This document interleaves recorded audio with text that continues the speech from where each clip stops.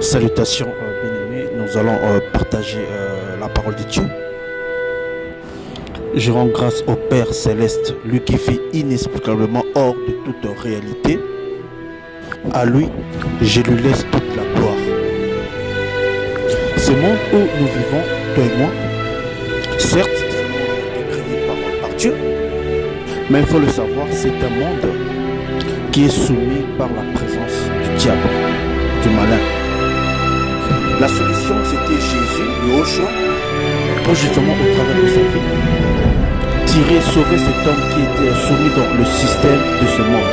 Le péché, entre autres, la domination par Satan, la mort spirituelle des personnes, bien qu'étant vivants. Et il fallait Yahushua dans sa vie. Alors nous irons dans la parole de Dieu, dans le livre de 1 Jean 5, à partir du verset 19 là-bas, qui dit que nous sommes des dieux et que le monde est sous l'emprise du malin. Le monde entier. Le monde ici, c'est cosmos en grec, qui donne justement le système de ce monde, le système des choses. La main des hommes séparés avec Dieu, l'hostilité avec Christ, les gens qui sont rebelles. Alors la croix. Selon la parole, la croix est une malédiction. Galates 3,13. Maudit quiconque est pendu au bois. Donc Yahushua s'est rendu malédiction pour que nous puissions être bénis.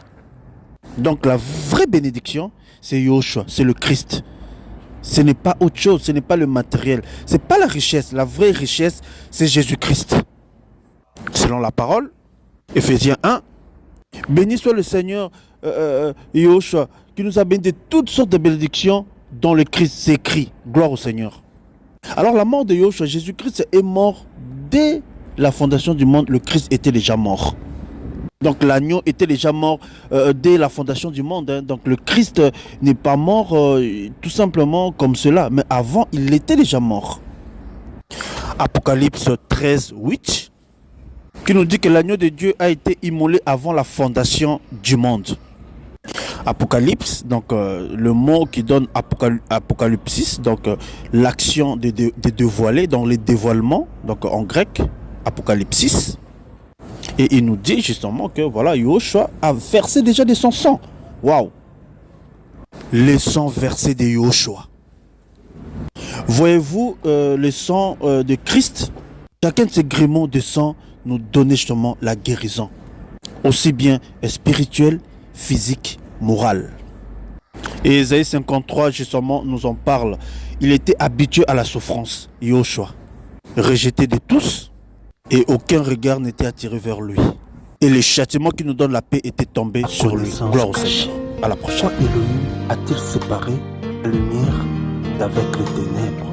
Parce que la lumière des enfants de Dieu, utilisée par le blé, la parole, ténèbres les enfants du mal, par l'amour qu'on reconnaîtra les vrais disciples de Jésus. En 13:35.